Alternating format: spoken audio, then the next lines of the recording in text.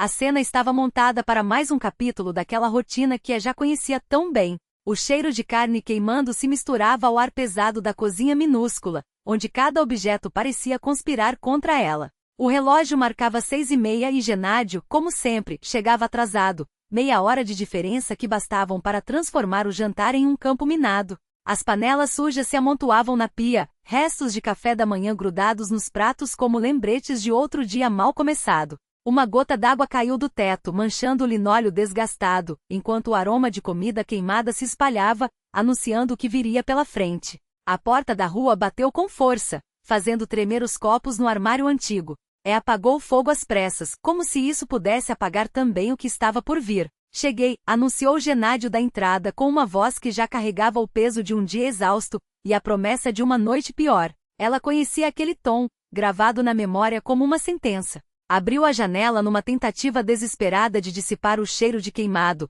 mas o ar frio de outubro pouco fez contra a atmosfera opressiva que se instalava. Genádio apareceu na porta, a camisa amassada pelo cansaço, os cabelos raros desalinhados, o rosto cinzento de quem carrega o mundo nas costas, ou pelo menos é isso que ele gostava de acreditar. Seus olhos varreram a cozinha com desdém até pousarem na frigideira. Que cheiro é esse? Perguntou, já irritado. As panquecas queimaram um pouco, respondeu, a voz trêmula, como se pedisse desculpas por existir. Só um pouco. Ele explodiu, aproximando-se com passos lentos e calculados. Ou você é cega ou faz isso de propósito. Os dedos dele se fecharam em punhos, e ela recuou até encostar na geladeira, o metal frio através da blusa como um aviso do que estava por vir. Era sempre assim, primeiro as acusações, depois os gritos e então, o resto. Escuta aqui, ele rosnou, tão perto que ela podia sentir o hálito quente e azedo, misturado ao cheiro de suor e frustração. Passamos o dia inteiro sendo esmagados no trabalho. O chefe gritando, clientes insatisfeitos, metas não batidas, sem bônus no final do mês. E eu chego em casa pra quê? Pra encontrar uma mulher que nem um jantar decente consegue fazer. Cada palavra era um golpe, e se encolheu, como fazia há 7 anos, 7 anos de humilhações, 7 anos de desculpas que nunca eram suficientes. Genádio não parou. Sabe o que você vai ganhar por essas panquecas queimadas?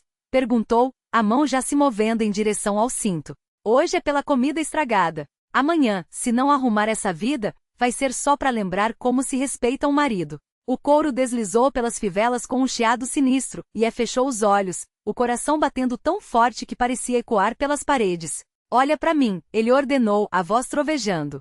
Quando falam com você, é de cara erguida. Ela obedeceu, levantando o rosto devagar, como se cada centímetro custasse um esforço sobre-humano. Genádio pairava sobre ela, o cinto balançando levemente em sua mão, o rosto vermelho de raiva. Agora você vai aprender o que acontece com quem não sabe o lugar que ocupa. Foi então que um barulho ensurdecedor cortou o ar. A porta da frente se arrebentou com um estrondo, como se alguém a tivesse chutado com força bruta. Tem alguém aí?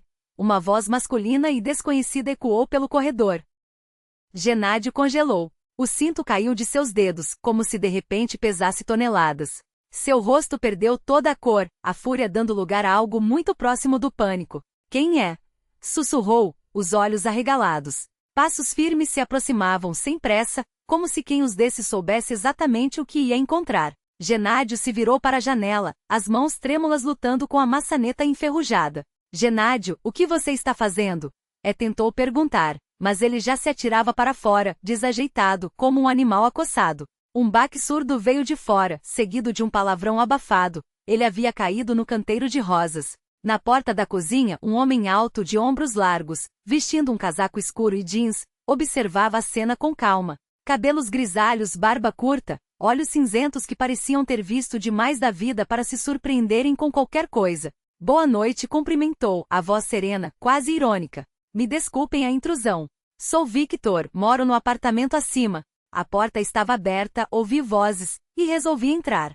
Não conseguia reagir. Seu marido, que há segundos ameaçava espancá-la, havia fugido como um covarde pela janela. O cinto jazia no chão, uma prova silenciosa do que quase havia acontecido. Victor olhou para o objeto, depois para ela, encostada na geladeira, paralisada. O jantar queimou? Perguntou, como se comentasse o tempo. As panquecas, ela balbuciou, sem forças para inventar uma mentira. Acontece com todo mundo, ele respondeu, sentando-se em um banco como se fosse o dono da casa. Sabe de uma coisa? continuou, depois de um silêncio. Não era minha intenção me meter na vida dos outros, mas os gritos eram tão altos que chegavam até o meu apartamento, e minhas janelas estavam fechadas. Senti o rosto queimar. Os vizinhos ouviam tudo. Talvez o prédio inteiro soubesse. Quer um chá? Ofereceu, mais por instinto do que por educação. Não, obrigado. Victor recusou, os olhos percorrendo a cozinha bagunçada, o cinto no chão, a frigideira com os restos carbonizados. Não havia julgamento em seu olhar, apenas uma compreensão que doía mais do que qualquer palavra. E então, como se fosse a coisa mais natural do mundo, ele permaneceu ali, ocupado em desmontar, peça por peça, o castelo de mentiras em que vivia há anos. Victor esboçou um sorriso amargo, os dedos brincando com a borda da xícara de chá. Seu marido é bastante ágil para a idade, comentou, a voz carregada de um veneno sutil, quase imperceptível. Nem todo homem na faixa dele consegue se esgueirar pela janela como um gato assustado. A ironia cortava o ar como uma lâmina fina e precisa. Helena apertou os punhos ao lado do fogão, as mãos tremendo enquanto a chaleira começava a chiar. Do lado de fora, folhas secas farfalhavam sob passos cautelosos. Seu herói está voltando, observou Victor, sem tirar os olhos dela. Ou será que é o ratinho que fugiu da própria sombra? A porta da frente rangeu devagar, como se quem a abrisse temesse o som. Gennady entrou na cozinha coberto de terra e folhas, a camisa rasgada em vários pontos, uma arranhadura vermelha cruzando a bochecha. Parecia um homem derrotado, não o tirano que minutos antes brandia um cinto como arma. Os olhos de Victor o examinaram com um desdém quase clínico. Gennady Petrovich não esperava vê-lo tão cedo, disse secamente. Nem eu a você, retrucou Gennady, tentando recuperar um resquício de autoridade, mas a voz saía fraca, como se as palavras pesassem mais do que ele conseguia carregar, especialmente vindo dos meus próprios arbustos de rosas. Helena serviu o chá em 3 xícaras, o vapor subindo em espirais trêmulas. O aroma quente encheu a cozinha, mas ninguém parecia capaz de respirar fundo. Sente-se, Gennady convidou Victor, indicando a cadeira com um gesto que não era um pedido. Do que vamos falar? Perguntou Gennady, esfregando as mãos uma na outra, como se tentasse apagar a culpa que grudava nos dedos. Da vida familiar, respondeu Victor, calmamente. Daquela em que a mulher é educada com cinto e gritos às 5 da tarde. Gennady engoliu em seco. Seus olhos saltavam entre Victor e Helena, que permanecia imóvel junto ao fogão, as mãos ainda trêmulas ao redor da xícara. Foi um mal-entendido, balbuciou, esticando o braço para pegar o cinto abandonado na mesa. Só uma discussão, todo casal tem. Com cinto? Victor ergueu uma sobrancelha. Você não tocou nela, claro. Só o tirou da calça para ventilar a sala? Gennady apertou os lábios. Estava quente. Só isso. E saí pela janela porque precisava de ar. Victor riu, um som curto e sem alegria. Pela janela. Claro, porque a porta, imagine, estava trancada. Helena finalmente sentou-se à mesa, envolvendo as mãos em torno da xícara como se buscasse calor para algo mais do que os dedos. Escute, cortou Gennady, a voz rouca de frustração. Isso não é da sua conta. São nossos problemas. São sim, concordou Victor, sem pestanejar. Quando um homem levanta a mão para uma mulher, torna-se problema de todos. Principalmente quando esse homem foge pela janela ao primeiro sinal de testemunha. Eu não bati nela, explodiu Gennady, mas o grito soou oco, como se ele mesmo não acreditasse. Ainda, corrigiu Victor, baixo. Helena voltou-se para ela, a voz agora suave, quase íntima. Diga-me a verdade, esta é a primeira vez que ele ameaça você com violência? Os olhos dela demoraram a subir, primeiro fixando-se em Gennady, depois encontrando os de Victor. Não fisicamente, murmurou tão baixo que mal se ouviu. Mas as palavras são como facas há anos. Como? Insistiu Victor, e algo naquela pergunta pareceu romper uma barragem. Ele grita. Me humilha. Diz que sou inútil, que não presto para nada. Lena, pelo amor de Deus, Gennady tentou interromper, mas Victor levantou a mão, silenciando-o com um olhar. Continue. E Helena continuou. As palavras jorraram como água de uma ferida aberta. Os jantares queimados, a roupa mal dobrada, os cabelos feios, os anos ouvindo que era um fardo, que ninguém a queria, que seu lugar era de joelhos. Hoje ele disse que ia me bater para meu próprio bem. Gennady abriu a boca, mas não saiu som. Para que você soubesse seu lugar, completou Victor, e o silêncio que se seguiu foi tão denso que parecia sólido. Interessante, murmurou depois de um longo momento. Em casa, um leão. Na frente de um estranho, um rato de esgoto. Eu não sou um rato, vociferou Gennady, batendo na mesa. Sou um homem que trabalha, que sustenta esta família. E isso lhe dá o direito de tratar sua mulher como lixo? Victor não elevou a voz, mas cada sílaba era uma martelada. De exigir perfeição com ameaças? Gennady afundou na cadeira, os argumentos esvaídos como fumaça. Helena o olhava como se visse pela primeira vez, não um monstro que a aterrorizava, mas um homem pequeno, frágil, encolhido sob o peso de suas próprias mentiras. Sabe, Gennady, Victor falou tranquilo, como se estivesse comentando o tempo. Eu já vi essa história antes. Que história? Resmungou Gennady, desconfiado. A do meu pai. Os dedos de Victor apertaram a xícara. Ele batia na minha mãe. Todo dia um motivo novo. O almoço frio, a camisa amassada, o olhar errado. Uma sombra cruzou seu rosto. Ela aguentou 20 anos. Achava que era pelo bem dos filhos. A voz endureceu. Até o dia em que ele quebrou 3 costelas dela. Mandou-a para o hospital como se fosse um pacote defeituoso. E daí? Gennady tentou um tom desafiador, mas saiu patético. Daí que homens como você não mudam. Victor cravaram os olhos nele. Hoje é o cinto. Amanhã, é os socos. Depois, o hospital. Você não me conhece. Gennady saltou da cadeira, as veias no pescoço saltando. Conheço sim. Victor não se moveu. Conheço o cheiro do medroso. O tipo que faz terror dentro de casa e se esconde atrás das cortinas quando aparece um homem de verdade. Helena ouvia e algo dentro dela, algo que havia sido enterrado há anos, começava a se mexer. Sua mãe, ela hesitou. O que aconteceu com ela? Victor sorriu, um lampejo genuíno. Aos 50 anos, ela se divorciou. Começou uma nova vida. E foi feliz? Helena perguntou, como se a resposta pudesse ser um mapa. Casou-se de novo. Teve 15 anos com um homem que a tratava como gente. Antes de morrer, ela me disse que seu único arrependimento foi não ter saído antes. Gennady arrastou a cadeira, o metal rangendo no chão. Chega desse teatro, rosnou. Nós somos uma família normal. Eu não bato em você. Virou-se para Helena, desesperado. Ainda não. Victor corrigiu o impassível. Mas hoje esteve perto. E amanhã? Quando a próxima discussão acontecer? Tenho problemas no trabalho. Gennady tentou justificar, mas Victor cortou. Sempre há uma desculpa. Sempre há um motivo. E sempre é culpa dela. Gennady empurrou a cadeira com força, levantando-se. Chega. Na minha casa eu mando. Sua casa? Victor repetiu calmamente. De quem é esta casa, Gennady? O silêncio foi uma faca. Gennady congelou. A Helena falou pela primeira vez com uma firmeza que soou estranha em seus próprios ouvidos. É minha. Herdada da minha avó. Privatizada no meu nome. Gennady a encarou atordoado. Isso não muda nada.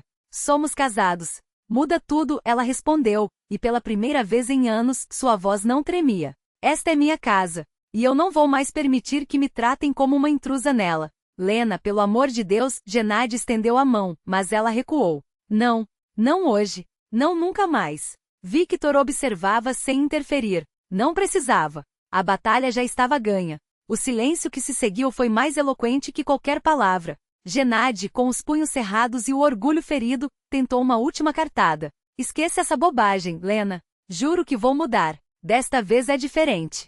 Mas ela já conhecia aquele roteiro de cor. Quantas promessas quebradas! Quantas noites de lágrimas engolidas! Quantas vezes ele jurara, entre soluços de arrependimento, que nunca mais levantaria a voz ou a mão? Quantas vezes, Gennady?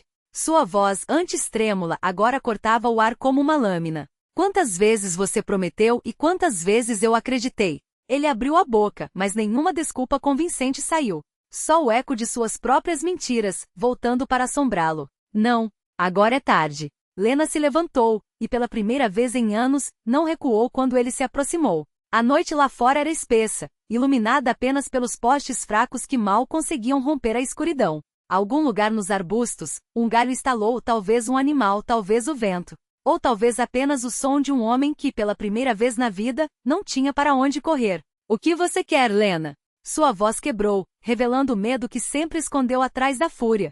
Que eu vá embora. Sim, uma palavra. Uma sentença. Sem olhar para trás. Mas este é o meu lar. Ele gritou, como se o volume pudesse reverter o veredito. Minha casa. Era. Ela corrigiu firme. Agora é só minha. E eu não vou mais dividir meu espaço com alguém que me faz sentir menor do que sou. Seus olhos buscaram Victor, como se o velho pudesse ser seu último aliado. Victor Petrovich, você é homem. Entende? Às vezes a mulher precisa de um ajuste. A palavra soou suja. Como sempre soaram suas justificativas. Victor não piscou. Não, Gennady. Uma mulher precisa de respeito. Minha esposa me respeita porque eu nunca lhe dei motivo para duvidar disso. 30 anos juntos e nunca levantei a voz, muito menos a mão. A simplicidade da verdade foi como um soco no estômago de Gennady. O respeito não se exige, se conquista. O silêncio que se instalou foi pesado. Gennady tentou mais uma vez, a voz agora um lamento patético. Lena, me dá só mais uma chance. Por tudo que passamos. Já te dei 7 anos de chances. Ela não olhava para ele. Não havia raiva em seu tom, apenas uma certeza gelada. 7 anos em que você me convenceu de que eu era o problema. Hoje finalmente entendi, o problema sempre foi você. Ela se sentou novamente à mesa, pegou a xícara de chá frio entre os dedos. Amanhã você arruma suas coisas e encontra outro lugar para morar. Isso é impossível. Não tenho dinheiro para alugar nada. Seu desespero era genuíno. Pela primeira vez, Gennady enfrentava as consequências de suas escolhas. Você é inteligente. Escolheu ser cruel. Agora escolha ser responsável. Lena não deixou espaço para discussão. Ou prefere que eu chame a polícia para te ajudar a fazer as malas? Ele a encarou, procurando por uma fraqueza, uma brecha. Mas só encontrou uma mulher que, depois de anos se encolhendo, finalmente havia se endireitado. E se eu mudar? De verdade? E se eu provar que posso ser diferente? Ela suspirou como se pesasse a possibilidade no ar. Daqui a 1 ano, se você tiver mudado de verdade, podemos conversar. Não antes. Não havia esperança em sua voz, apenas uma condição. Uma que ele sabia não poder cumprir. Gennady saiu sem dizer mais nada. A porta da frente bateu com um estrondo que ecoou pela casa vazia. Lena e Victor permaneceram em silêncio, terminando o chá que há muito havia perdido o calor. Vai ser difícil, Victor murmurou, mais como uma constatação do que uma dúvida. Sim, ela concordou. Mas menos difícil do que continuar assim. Ele se levantou, ajustando a jaqueta.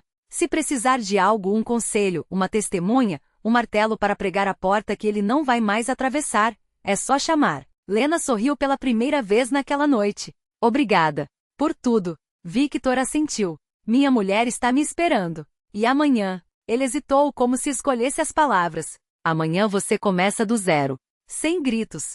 Sem medo. Só com a verdade. Ela ficou sozinha na cozinha, lavando as xícaras, jogando fora os restos das coteletas queimadas, símbolos de uma vida que também havia queimado até virar cinzas. Quando apagou a luz, o silêncio da casa não era mais opressivo. Era apenas seu.